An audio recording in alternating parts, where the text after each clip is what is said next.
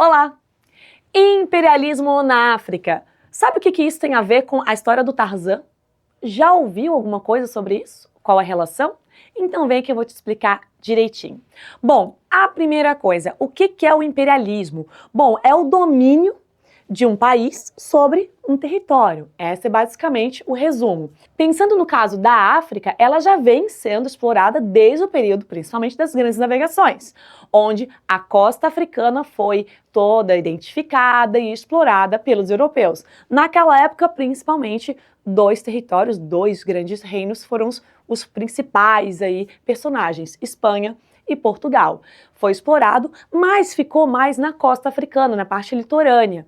Mas foi explorado, a gente sabe que vem a questão do tráfico, a gente sabe que houve muito roubo de pessoas para trazer para a América, para a escravidão, e assim, claro, além disso, algumas riquezas que eles foram encontrando e, óbvio, nesse meio tempo, a destruição de culturas, hábitos e costumes de alguns locais da costa africana. Ok, só que isso a gente chama de colonialismo. Os séculos foram se passando e a coisa vai ganhar outra dimensão, que aí é no final do século XIX para o século XX, o que a gente chama de imperialismo, alguns chamam de neocolonialismo, uma nova forma de colonização, algo mais intenso e ligado à ideia, à lógica capitalista. Mas como assim? O que significa isso? No século XIX, final do século XIX, nós temos a segunda revolução industrial. Europa estava a mil, era invenção de telefone, energia elétrica, máquina a vapor, uma loucura. E claro, o consumo. Eu quero vender, eu quero produzir e eu quero que as pessoas comprem e eu quero que as pessoas trabalhem para mim mais barato para eu lucrar mais. Só que nesse momento a Europa começou a sentir falta de matéria-prima, porque se eu estou produzindo muito eu preciso de matéria-prima. Começou a sentir falta de mercado consumidor, porque se eu quero produzir, eu preciso ter para quem vender. E claro, lá na Europa a gente tem um outro detalhe que era: os trabalhadores já estavam conquistando direitos trabalhistas, ou seja, estava ficando caro, entre aspas, usar da mão de obra da Europa. O que eu faço? Preciso lucrar, preciso explorar. Olho para a América. Bom, a América já está ali independente, já tem alguns estados bem formados, não dá. Opa, olho para a África, olho para a Ásia, olho para a Oceania e digo, é lá. No caso aqui o foco é a África e eles vão vir para cá. Mas eles não podiam dar desculpa de, estou indo lá para explorar as riquezas. Eu preciso criar outras estratégias de dizer, estou indo para lá, quero pegar muita coisa, mas de forma discreta. Como? Eu uso da desculpa de missão civilizatória. Pobres africanos, eles são incivilizados, eles são bárbaros, eles não são que nem nós, europeu, branco, racional, ser superior, eles são inferiores. Eu uso das ideias da ciência daquela época, ideias racistas, que dizem, eles são inferiores, por isso eu preciso ir lá cuidar deles, tutelar, ficar lá cuidando e ensinando o que deve ser feito. Então, com essa desculpa, eles passam a ocupar vários territórios. Parece fácil falar assim, mas tem um outro detalhe. Não é só um território que está querendo a África, são vários territórios lá da Europa que estão de olho. A gente tem, por exemplo, a França, a Inglaterra, a Alemanha e a Itália, que vale frisar, estavam se formando recentemente no final do século XIX, então elas estão ainda meio bambeando. Nós temos a Bélgica e todas elas estão desejando. Óbvio, é interesse, o olho cresce, todo mundo quer um pedaço. E aí, claro, vai haver tensões. E aí é quando nós temos a Conferência de Berlim. Em 1884 a 1885, a gente vai ter encontros entre grandes impérios europeus que vão sentar e vão dizer: eu quero um pedaço da África para mim, um vai ficar para ti, vamos dividir.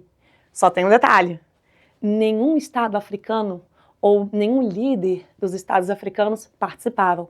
Foi uma ideia externa, foram esses países imperialistas que estavam chegando e determinando. E aí, claro, nessa conferência, que foi em Berlim, a gente tinha um líder da Alemanha, que era o Otto von Bismarck, e ele vai dizer, eu quero um pedaço para mim, não estou gostando que a França está com um território muito grande, algumas coisas ali ficaram meio tensas entre as próprias nações imperialistas. E além disso, além de dividir a África, de determinar ali um corte e dizer isso vai ser meu, isso vai ser teu, tem um outro detalhe, eles ignoraram completamente as fronteiras que já existiam. E também ignoraram as comunidades que já existiam, que tinham a sua organização, que tinham a sua estrutura política. Ignoraram, simplesmente cortaram. Se a gente observa o mapa da África hoje, principalmente a região ao norte, a gente observa que são linhas quase que retas. Esqueceram, ignoraram e, claro, desconsideraram porque o pensamento era racista. Essas comunidades são inferiores, não tem problema. E aí eu ressalto para vocês a história do Tarzan que eu comecei lá no início. O Tarzan, qual é a história dele? Um menino que é europeu, que vai com a família, acaba sofrendo, os pais acabam morrendo, e ele é criado por macacos dentro daquele Congo belga e etc. E ele vai crescer ali com os macacos. Mas olha só que doideira, apesar de ele estar ali sendo educado por macacos, ele continua sendo civilizado. O Tarzan, ele aprende a ler muito rápido. O Tarzan tem sentimentos humanos. Olha a analogia, o Tarzan volta para a Europa e se sente pertencente àquilo lá.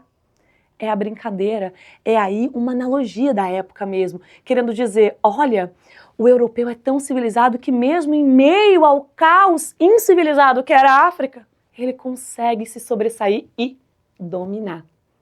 Olha só esse caso, é um grande exemplo. O Tarzan é usado dessa forma para representar e, claro, para fortalecer os preconceitos com relação aos povos africanos. Isso é um outro grande detalhe bem importante.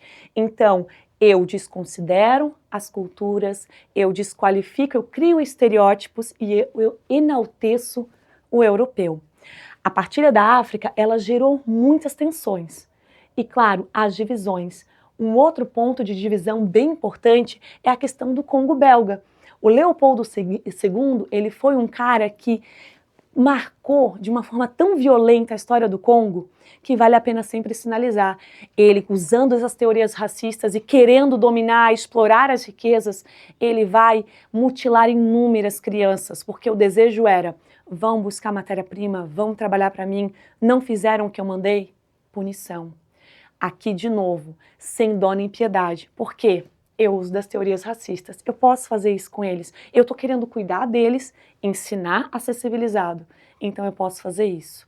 Um outro marco extremamente pesado, essa parte. Agora, vale ressaltar, e assustadoramente ressaltar isso, que esse continente gigantesco que é a África, somente 2 territórios não foram dominados, ocupados, explorados de toda forma violenta, que foi qual? Libéria e Etiópia. E aí eu tenho também um ponto importante. Parece que quando eu estou falando de imperialismo na África, eu estou falando que os africanos estão lá parados aceitando tudo. Não. Há resistências. Há muita resistência dos povos. Só que, claro, enquanto eu tenho uma Europa com poder bélico muito grande, com pontos estratégicos muito fortes, e povos africanos que não têm esse preparo militar ainda, aí, claro, infelizmente, a derrota vem para o lado das comunidades africanas. Mas a resistência, ela existiu. Ela marcou também, e marca ainda, o continente africano. Para finalizar, consequências de tudo isso. Bom, fragmentação tanto geográfica quanto cultural, nós sabemos que houve uma destruição tanto do meio ambiente, e isso também é muito importante, como também dos povos e de suas culturas. A gente também tem o fortalecimento dos estereótipos, e a gente pode usar, por exemplo, os filmes de Hollywood, quando fala de África, é para colocá-los sempre como incivilizados, bárbaros, e mato, e, claro, apagam os pontos culturais e deixam de respeitar isso também. E, claro, por incrível que pareça, isso aqui tudo vai gerar atenção para estourar na Primeira Guerra Mundial. Por quê? Lembra que eu falei da Conferência de Berlim? Lembra que eu falei desses países aqui? Então, os caras estão dividindo, mas eles estão se estranhando. A Inglaterra e a França vão olhar para a Alemanha e vão dizer que é aquela ali que recém se formou quer território na África. Quem é ela? Horrorosa, vai embora. Então, há as tensões. E aí, a Alemanha vai olhar para a Itália e vai dizer, olha só, eles estão querendo excluir a gente. Não vamos aceitar. E vão começar a se armar. Isso tudo vai enchendo, enchendo e vai estourar em algo que todo mundo já ouviu falar, que é a Primeira Guerra Mundial. Por isso se comenta. Primeira Guerra Mundial, um dos motivos foi o choque dos imperialismos, dos países que estavam disputando essa África e explorando. Certo? Eu espero que vocês tenham compreendido. Acessem aqui se tiverem mais alguma dúvida e até a próxima.